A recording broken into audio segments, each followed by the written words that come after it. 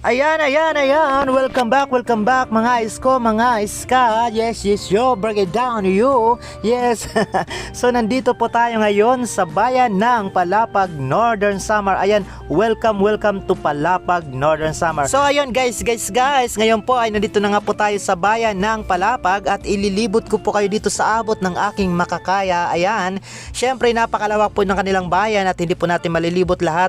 Yung madadaanan po natin ay ipapakita ko po sa inyo kung gaano po kaganda ng bayan ng Palapag, Northern Samar.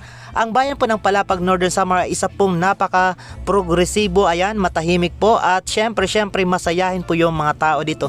Marami po tayong mga kaibigan dito mula po sa mga hanay ng mga guro at mga ordinaryong mamamayan dito po sa kanilang bayan. Grabe guys. Halos nalibot na po natin lahat ng mga barangay ng bayan ng Palapag at ngayon po ay ipapakita ko po sa inyo dito mismo sa bayan kung gaano po kaganda yung kanilang bayan. At syempre guys, yes yo. So happy fiesta po. Happy fiesta sa darating na August. Imbitarin nyo naman po kami. Yung fiesta po nila dito ay sa darating na August 15, 16, ayan. Tama ba? 15-16 o August 14-15? Comment down below guys kung ano po yung eksaktong pizza po ng inyong fiesta dito sa inyong bayan.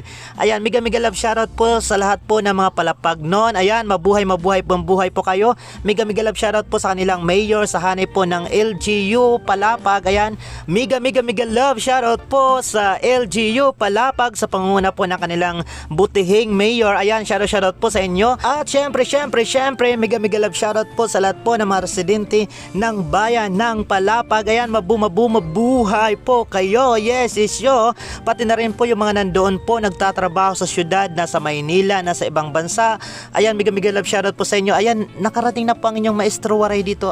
Actually, maraming beses na po akong nakatara.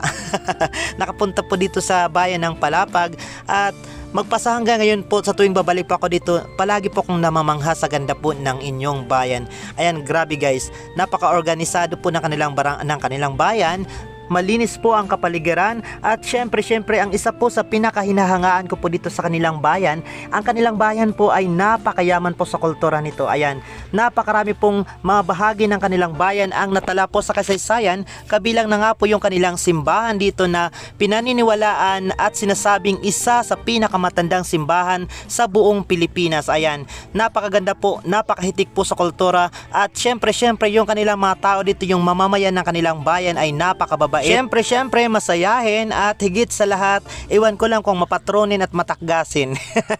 Ayan, maraming po tayong mga kaibigan dito. Mega love shoutout po sa lahat po ng mga guro ng hanay po ng mga guro ng Palapag. Ayan, mega love shoutout po sa inyo. Sa lahat po ng mga kaibigan ko dito, mega love shoutout po sa inyo. Ayan guys, patuloy po tayong babalik po dito sa kanilang bayan dahil isa po ito sa pinakamagandang bayan po sa probinsya ng Northern Samar.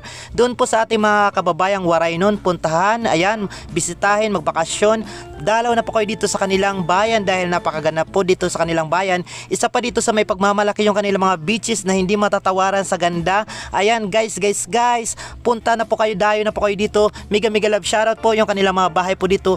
Ang gaganda po, grabe guys. Ayan oh. Kung mapapansin po ninyo, karamihan po sa mga bahay dito ay gawa po sa bato dahil nga po ang kanilang bayan po ay mayaman sa likas na yaman o natural na yaman ng gravel. Ayan, ano bang Tagalog ng gravel? Batilis. Ayan, daramo po ang batilis dito sa Palapag, kaya po napakadali pong magpatayo ng mga bahay na bato dito sa kanilang bayan. Guys, bisita na po kayo dito sa kanilang bayan at marami pa po kayong hindi alam. Maging ako, hindi ko pa po kabisado yung kanilang bayan at napakarami po nung may pagmamalaki dito at makikita ninyo dito sa kanila. Guys, syempre ang kanilang pagkain masasarap lalo na kung tayo ipatatakgasin. Syempre, ayan, nakapamiesta na po tayo dito sa kanilang bayan at sa awa ng Diyos ay natakgasan naman tayo. At masiyahin po yung mga tao dito. Safety din po dahil hindi po makikiaway yung mga tao. Syempre guys, mega love shoutout po doon po sa mga napuntahan na po nating mga bahay-bahay dito at mega love shoutout din po sa hindi pa natin napuntahan. Sana po ughawin ninyo kami, lalo na po ngayong parating na fiesta po dito sa inyong bayan ng Palapag. Ayan guys, oh.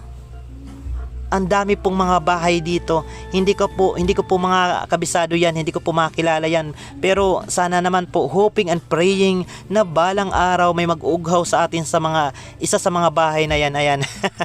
Ito po dito yung SAIS, ito po ang sentro ng paaralang sekundarya ng Bayan ng Palapag. Ayan, mega love shoutout po sa bumubuo ng SAIS. Ayan, sa kanilang teachers, mabuhay po kayo sa mga mag-aral ng mabuti, wag bang pinamatron, wag bang pinanakgas, wag kayong gumaya hindi sa akin doon sa ating mga viewers na matakgasin. Ayan, mayroon bang matakgasin dito sa Palapag? Comment down below doon sa mga matakgasin. Malay ninyo, baka kayo mapremyuhan ni Maestro Waray. Ayan, thank you so much po. At ayan, kahit pa paano nakapaglibot po tayo dito sa Palapag, Northern Samar.